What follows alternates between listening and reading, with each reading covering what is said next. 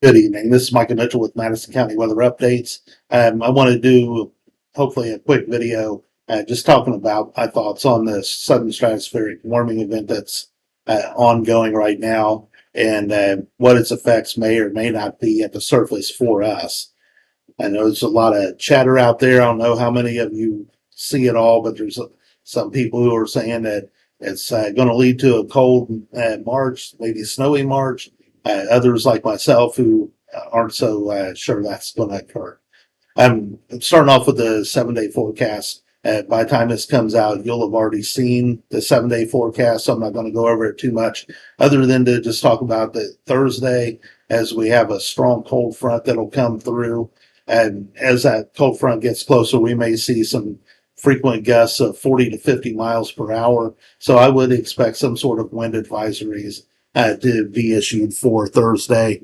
As a whole, though, our mild pattern will continue for the foreseeable future. So we're going to take a look here as we go. Let's take a look at the Bering Sea real quick. And you look up here to the upper left of the screen, and you see a strong storm system that's up there that is going to, Indiana would translate somewhere in this region. So this low is on a path to go what would be to our north and northwest again. That's been the pattern. That's the way I think it's going to continue to happen. The timing on this would be where this would translate into the United States would be somewhere in the March 8th to 10th time frame. And the only reason I'm showing you this is to say that you can see how strong that front is that's trailing that low pressure. So I would suspect somewhere in that March 8th to 10th time frame that we may be looking at some strong to severe weather. We'll see how that plays out as it gets closer. I want to jump here to the GFS. I got the 12Z up on Tropical Tidbits because the 18Z is still loading up. And you can see we've got this strong high pressure sitting here. This is modeled. And you see this, there's a strong clockwise flow, and you can see all the warm that's kind of pushing off and push this cold air over to Eurasia and Northern Europe. So right off the bat, as you look at this, you think that's not really a big translation to us. Some people are looking at this trail of blue that comes around here, but think about what our weather is right now. That's not translating down. There can be a delay when these warming events occur of 2 to 3 weeks, but that's so far that we've not really been connected to the stratosphere since we had our cold shots back in November and December. Back then, what was going on in the stratosphere was filtering down, was connecting to the troposphere, part of the grandfather clock that's going to go off. And so back then we were able to use the stratosphere to know, 8 to 10 days out, kind of what to expect, and it worked out pretty well. But then they got disconnected between the stratosphere and the troposphere. And so we're not really seeing that kind of a connection anymore. And so using the stratosphere to me to forecast the troposphere, I think is kind of sketchy business right now. And I don't really foresee, I don't think we should be doing it. We'll take a look here at the wind map, and let's go to the, we're on the 10 millibar level. So this will, sorry about that. Be smarter than my computer.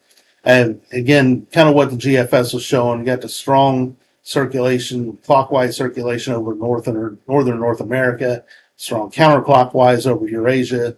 Over there is where there's already cold air in place. So if there's a connection between the stratosphere and the troposphere, the cold air would actually be still over Eurasia. So I'm not really seeing why we're trying to say that this warming event's going to create cold in the United States.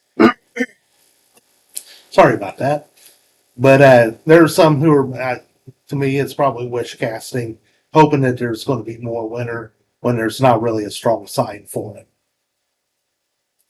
And just as a final little note here, we'll take a look at the climate models.